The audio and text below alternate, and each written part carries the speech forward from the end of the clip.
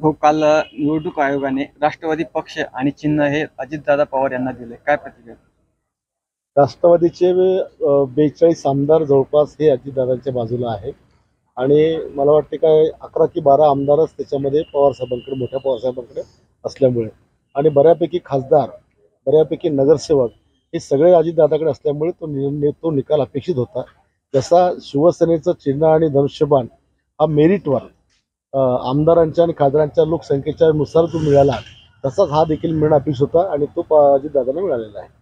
हो, काल निवडणूक आयोगाने राष्ट्रवादी पक्ष आणि चिन्ह हे अजितदादा पवार यांना दिले. काय प्रतिक्रिया?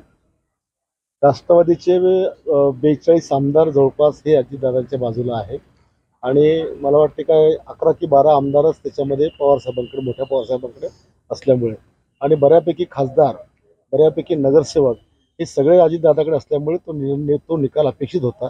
जसा शिवसेनेचं चिन्ह आणि धनुष्यबाण हा मेरिटवर आमदारांच्या आणि खासदारांच्या लोकसंख्येच्या नुसार जो मिळाला, तसाच हा देखील मिळणं अपेक्षित होता आणि तो अजितदादांना मिळालेला आहे.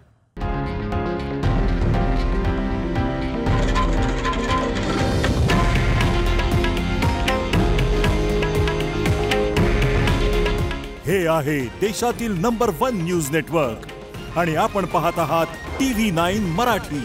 काळजी तुमची, हित महाराष्ट्राचं.